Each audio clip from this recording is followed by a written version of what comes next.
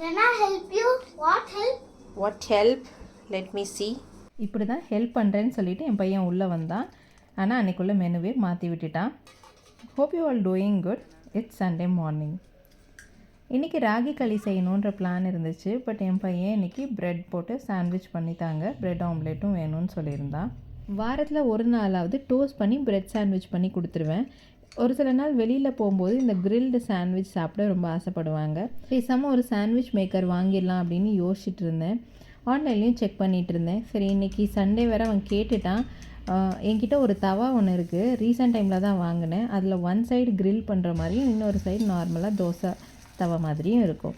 So அதுலேயே நம்ம இன்றைக்கி கிரில் பண்ணி டெஸ்ட் பண்ணிடுவோம் அப்படின்னு சொல்லிட்டு இன்றைக்கி அதை ட்ரை பண்ணேன். As usual bread omelette normal தவாவில் போட்டுட்டு இதை பின்பக்கமாக திருப்பி போட்டுட்டு இந்த இடத்துல தான் நம்ம ஸ்ப்ரெட் ஒன்று ஆட் பண்ண போகிறோம். அதில் பெப்பரும் சீஸும் சேர்ந்த மாதிரி ஒரு சீஸ் ஸ்ப்ரெட் ஒன்று இருக்கும். அதில் நான் பட்டர், கார்லிக், அப்புறம் ஆரிகானோ ஃப்ளேவருக்காக ஆட் பண்ணி ஸ்ப்ரெட் பண்ணியிருக்கேன். இதோட ஒரு சீஸ் ஸ்லைஸும் ஆட் பண்ணிவிட்டு ஃபோல்ட் பண்ணிடலாம். அப்புறம் இதோ நார்மல் பேனில் இருந்து கிரில் பேனுக்கு மாற்றிட வேண்டியதுதான். இப்போ நம்மளுக்கு ஒரு ஹெவியான மெட்டீரியல் மேலே வைக்கணும். அப்போ தான் நம்மளுக்கு அந்த சாண்ட்விச் மேக்கரில் பண்ணுற மாதிரியே கிடைக்கும். ஸோ ஹெவி மெட்டீரியல் வைக்கிறதுக்கு ஒரு பிளேட் ஒன்று வச்சுருந்தேன்.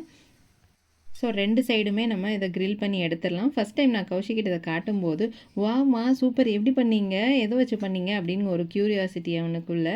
ஸோ எந்த ஒரு எக்ஸ்ட்ரா அப்ளையன்சஸும் இல்லாமல், கிச்சனில் ஒரு கிளட்டரும் இல்லாமல் ஒரு கிரில் சாண்ட்விச் பண்ணோம் அப்படின்ற ஒரு ஹாப்பி மூமெண்ட் அது எனக்கு. இன்னும் கொஞ்சம் ஹெவியாக லோட் பண்ணணும் அப்படின்னு நினச்சிங்கன்னா எக்ஸ்ட்ராவாக ஒரு ப்ரெட் ஸ்லைஸ் எடுத்து அதில் சீஸ் ஸ்ப்ரெட் பண்ணிவிட்டு அதுக்கப்புறம் நீங்கள் எக்ஸ்ட்ராவாக ஒரே ஒரு சீஸ் ஸ்லைஸ் ஆட் பண்ணிக்கிட்டோன்னா எப்பயும் போல் ஃபோல்ட் பண்ணி அதை கிரில் பண்ணால் போதும். So it's not about buying things, it's about buying intentionally. நம்ம லைஃப்பை ஈஸியர் ஆக்கிறதுக்காக ஒரு கேட்ஜெட் வாங்கணும் அப்படின்னு நம்ம நினைப்போம்.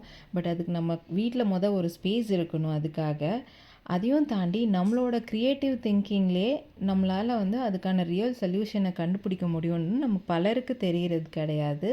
என்னோடய ஹஸ்பண்ட் கிட்டேருந்து நான் கற்றுக்கிட்ட ஒரு விஷயம், லைஃப்லேயா இருக்கட்டும் கிச்சன்லேயா இருக்கட்டும், use what you have, think before you add more and make space for what truly matters. இதை நம்ம தெரிஞ்சுக்கிட்டோன்னா நமக்கு எது வேணும் வேணான்றதில் தெளிவாக இருப்போம். தேங்க்ஸ் ஃபார் வாட்சிங்.